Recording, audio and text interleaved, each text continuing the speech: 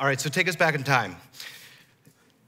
You took out the loan from the Small Business Administration. You bought this factory. You started making this yogurt inspired from the yogurt you grew up eating as a boy in Turkey. Yeah. And then you needed extra workers. You needed talent. And instead of just going and hiring the cheapest labor you could find, you reached out to the local refugee resettlement center. Why did you do that? Well, great to be here. Thanks, David. I lived in Utica, and Utica is about 30 minutes from my plant in South Edmiston. And I got to know that Utica was one of the biggest, resettlement places in the country. And the people were coming from all over the world, and they were having a hard time to find a job. And I reached out to the place, and I said, what's the problem? And we were hiring back then. We hired everyone locally. The plant closed, and everybody lost jobs. Had them all back, all the contractors and everybody. Now we are expanding our geography. And they said, well, they don't know English. They don't have any training. And most of them don't have transportations to go. And I said, these are very easy to fix. So we can put buses to the plant. We can get translators. We can, the training, we can do it through the translators. And I started hiring them. The word that you magically use is magically, it's been used a lot in the manufacturing, is cheap labor. Mm-hmm. You know, I find that a little bit, discomforting me, because I live in a working area in Idaho and upstate New York, and I've been a factory worker through this journey until 2012, almost 100% of the time. And we gotta stop using the labor and the cheap is completely separated. They are human beings, and that cheap version of hiring never works, never does. We have to start investing on people. We have to value them who they are and where they are, and especially working class Americans and around the world. And we need to find out, we need to realize the importance of business or any establishment's success is on the shoulder of these amazing people. That was never a concern of mine. But tagging the refugees and say, let them come in. Let's make yogurt together, and let's build life together. And that's what happened in the last 5-7 years. And now how many languages are spoken 19. at the plant? 19 languages. Incredible. Yeah, and 30% of the workforce are from 19 different countries. And now another CEO might turn to you and say, well, why are you doing that? It clearly costs extra capital to invest in the training, extra resources to make the accommodations needed for such a diverse workforce. Why still do it, especially when you're a fast-growing company with lots of other priorities? Yeah, I really had a personal reason, but also teaching up there is very clear, is invite everyone in the community to be part of, the positive things that are happening. I never liked the field of business. Growing up, I hated CEOs and all the business people. And I'll be very honest. I'm a farmer. I'm from eastern part of Turkey. I'm Kurdish. Grew up in the mountains. Money didn't mean to us too much. So my simple answer to that is I just didn't want to be the one who I hated growing up. And I'd never been to a business place. I never worked other than farms and making cheese and yogurt. So it was just discovery. When the time come, what should I do now? It's just, I didn't have a network of places like this to ask from others. It was just living experience. And it was just automatic response to me. These people need job. They're here. I didn't decide them to come here, but they're here. And they need to be with us, building life. Yeah. And it was not a big statement. It was just a simple decision. That's all. You eventually became the CEO, however, and you started to have to make some important decisions, not only about your workers, but about the structure of your company. Yeah. I think it was a year or two ago that you gave away a substantial portion of the equity to your employees. News I think we put on the front page. Why did you do that? It flies in the face of so much conventional business practice today, and yet here you are essentially giving away equity. Same place. I started working in the plant with the 5 factory workers, that old plant, from the old guys, old company. And as we were growing, I saw people just working as hard as I did. And I tried to do it better compared to everything around it, like wages and insurance or bonuses and all that kind of stuff. But I was still making the math in my head. Is how do you work here with this type of income? How do you fill your gas to your truck? How do you go home? How do you feed your children really good food? And how do you think about your retirement? It's just not possible. It's just, you make the math, it's just not possible with people who are working in the manufacturing environment. And I kept going. I said, parental leaves and all that stuff. As much as you offer, it just doesn't make you comfortable that people are building lives. And I said, okay, if I make it through this is what I'm going to do. And when the time was right, I did it. It's not a gift. I always said it. This was just recognition of what's right. And one of the biggest things, David, we are facing in the rest of the country is this income inequality. Richest. The people who has an access to things are a lot, very little. And then the rest of the country is wondering, what's next for me? What's going to happen to me? What's going to happen to my children? How do I survive? How do I get access to all the cool things that I see in internet? And this goes into frustrations, and this goes into some radical actions. Forget that reason. We, businesses, CEOs, entrepreneurs, have responsibility, at least in our own family environment. I mean, it can be wider, to make sure that justice is divided. The justice is provided and wealth is divided, because there's nobody else who's going to do that. Talk about some of the specific ways you're providing justice to your families. You're offering generous leave policies. You're paying more than the minimum wage. Again, unusual and those practices. are the things. I mean, of course, one of the things that I'm proud about is we have people from all over the world, and we live in 2 rural communities in upstate New York and Magic Valley, Idaho. And the things that we try to say is we are just as capable as people in Valley or in New York City.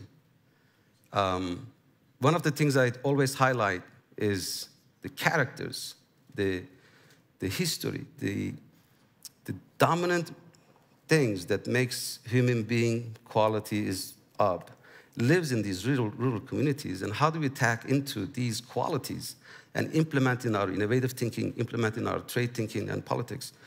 And that's what I tagged into. I couldn't have done what I have done unless I realized what those most important qualities, human qualities are. Lives through the manufacturing people, working class people, farmers, truck drivers, and all those people. We just have to think about the reality that our society is run by people like that. It's possible because of people like that. And we just cannot separate, especially this group cannot separate from that reality. You're a father, I'm a father. I look into my son being born, and I saw how heavy on mother, and I saw how impossible for me to leave this boy at home and go to work. And it's common in the Valley, but you look at the manufacturing, parental leave doesn't exist. State gives 6 weeks to mother and 75% of the payment through the insurance. And I said, this is just not, I only realized it through my own experience. So we start, fathers need to get it 6 weeks at least, mothers get it another 6 weeks on top of the state. The thing has done to our company, stuff like that, to the people is enormous, enormous. Politics doesn't matter anymore because you are in very Democrat state in New York and you're a very Republican state in Idaho. But in both areas, there's a Chobani environment that there are people from all kinds of thinking and background and nationality. But within that, we are family.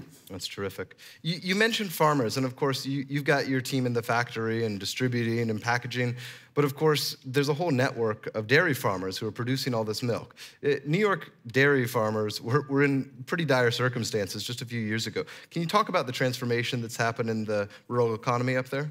Yeah, I mean, it happened in both places. And that's, David, we always talk about what I've done here, and there. But the biggest function of healthy effect in the community is business function, just like act of business. You invest, you open factories, you do this and that.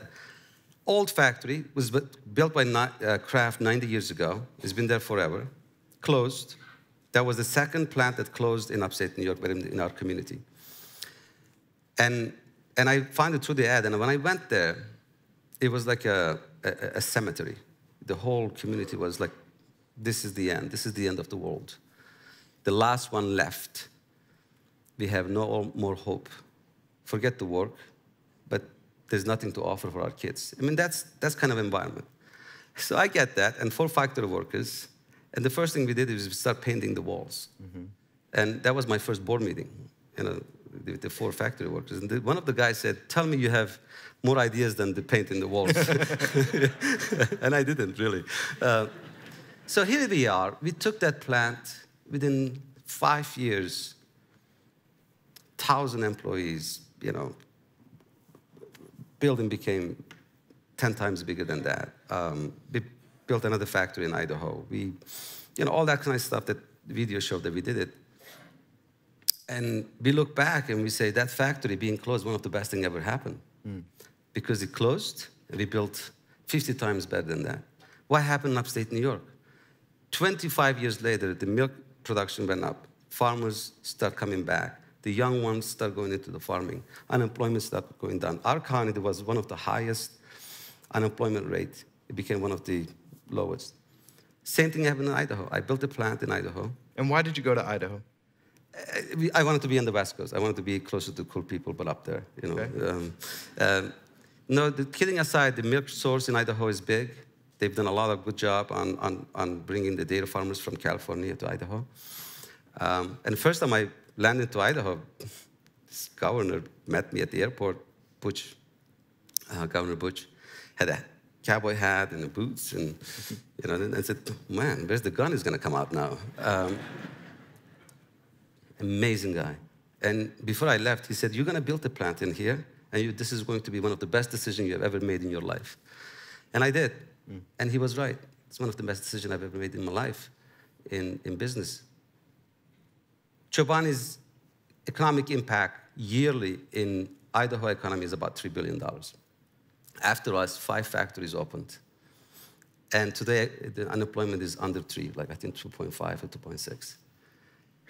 What happened just by opening this plant and nothing else, and of course we are involved with the community, we do all that kind of stuff there, the whole, not the city of Twin Falls, but whole state's environment has changed. Mm-hmm.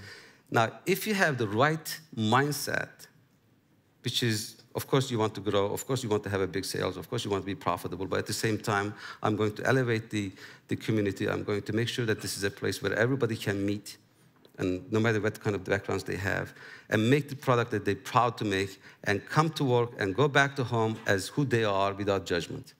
Simple as it is. These are business practices you put, and then you create a culture around this. Let business shine. Let magic start happening. And that's what we have seen in our experiences, is just act of business in the right way is the biggest impact, in my opinion. Now, Twin Falls, Idaho, also a refugee resettlement center. Yes. Is that a coincidence, or is that intentional? I didn't know that, and I found out later. And this has been happening for 30, 40 years, I heard. Yeah. So you start hiring refugees in Twin Falls as well.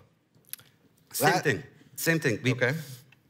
We went out there and said, anybody, welcome.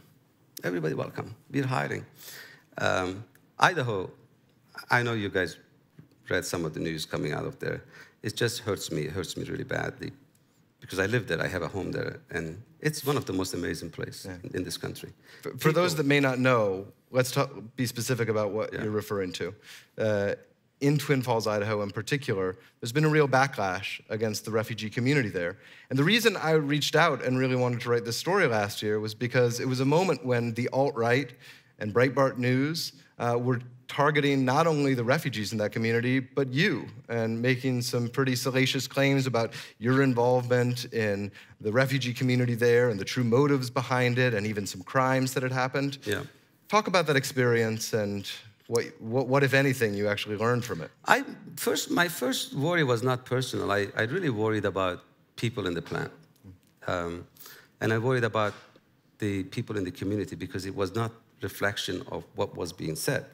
And during this this political time, there was a lot of stuff was happening, but this was hurting people. And of course, most of them were not true. I don't decide who comes and settles in the country. That's the federal government does that. And some of the news were coming up. Even the mayors and everyone in the community was completely bothered by it. Politics aside, I saw a community is coming up and connecting, and these are the stuff that didn't make it to the news, and later on, and just the truth came out, and it was not true, and we moved on. I knew this was a field of a little bit of uncomfort will come out because people do not know about the refugees much. We have a branding issue we need to do. How people are read it, how people are come, and how long this has been happening. It's all federal government decides what happens there. And, the thing that you control is you make sure that all these noises doesn't affect your community. And you go out there and tell the example of these are just like simple people who, you and I, and work together, build life, trying to provide to their children, and be part of community. And there's nothing more to that. You said you tried not to take it personally, and yet some of these attacks, in fact, got very personal.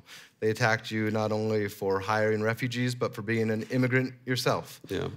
How did you weather that in the face of having created so many jobs in New York and now Idaho? When the news came out, I walked into my office one day, and it's a true story, and I saw envelopes, like I've never seen this much, on my desk. And my assistant said, these are people who are supporting you.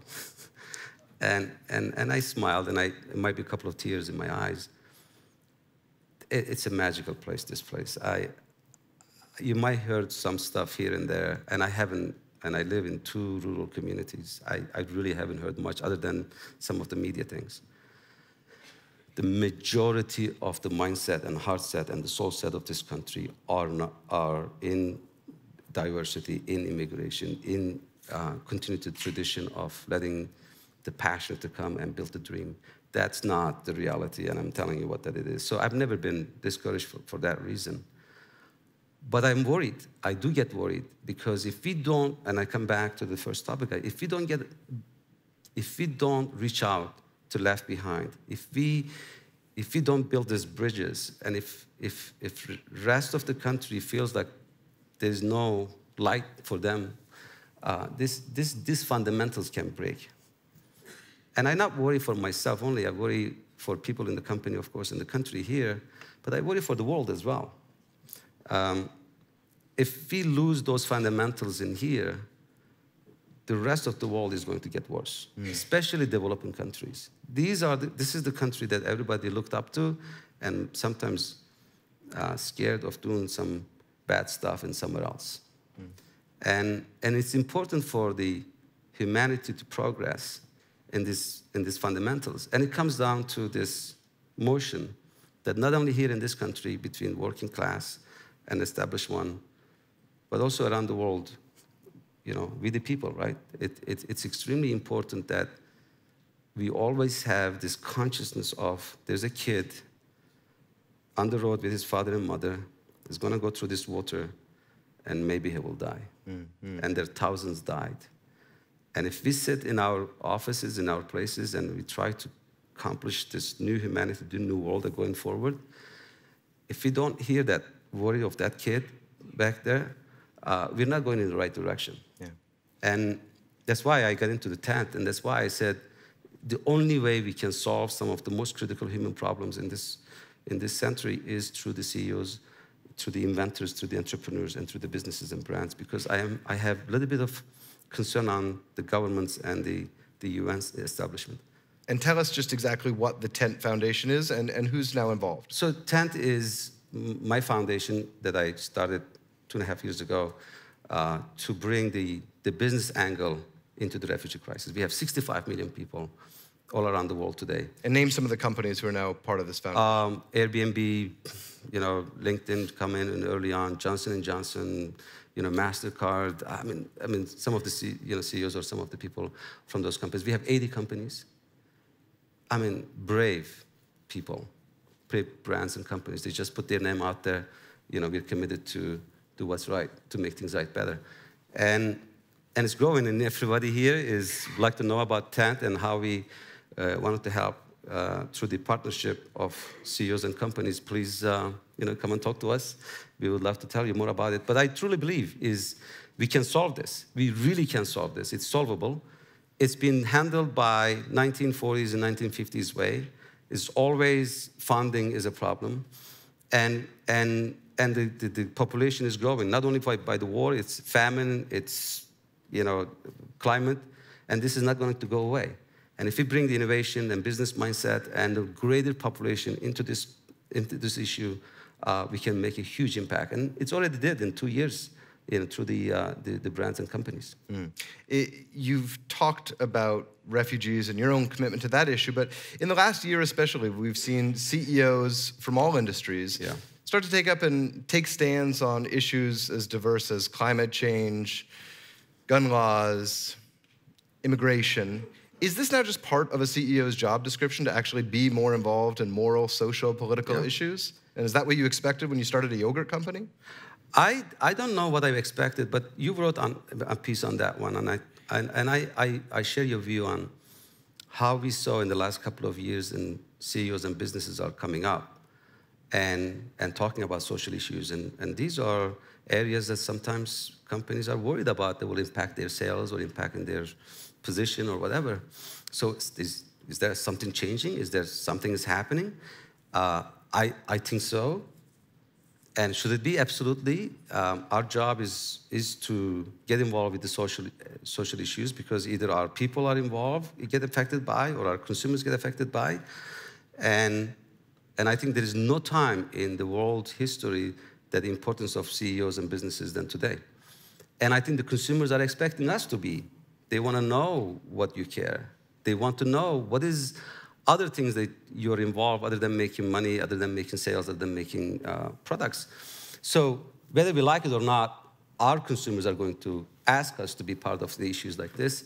And if we are truly involved, and it's in our DNA, what it does to company is amazing. So this is the right thing to do for the business as well, in my opinion. And is it going to get affected on the valuation of companies? I think it will. 100%. For the better or worse? Better, of course. Okay. Of course. and of course. And the ones that are not going to get involved or not going to have an opinion or don't care, what's going to happen to them in 20 years from now? I hope it's not as good as the ones that are active on it. And what would you say to the argument that Stephanie made earlier, that in fact they have stakeholders, that these CEOs have investors, they have boards, they have shareholders who want them to focus not on these social issues, but on the bottom line? It takes some bravery. You take flack. You're out there getting attacked by Breitbart and the alt-right. Is it really worth it? Is that really what the company should be doing? Absolutely. I truly believe this is absolutely what we should be doing it, 100%.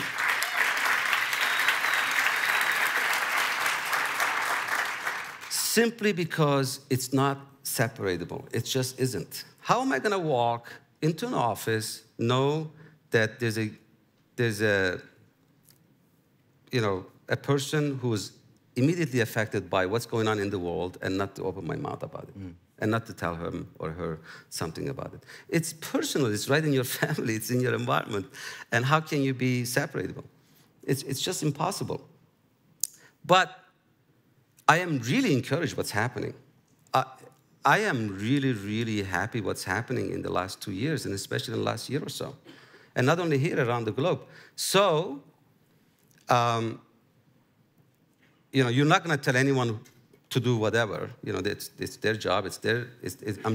I'm just sharing my opinion on it gets tough sometimes, but you feel good, reward is better, the company gets stronger, and believe me, people love when people truly tell their opinion. whether you like it or not, but they respect you for that. Well, you can understand why I wanted to tell Hamdi's story so much. Hamdi, thank you very much. Thank you so much.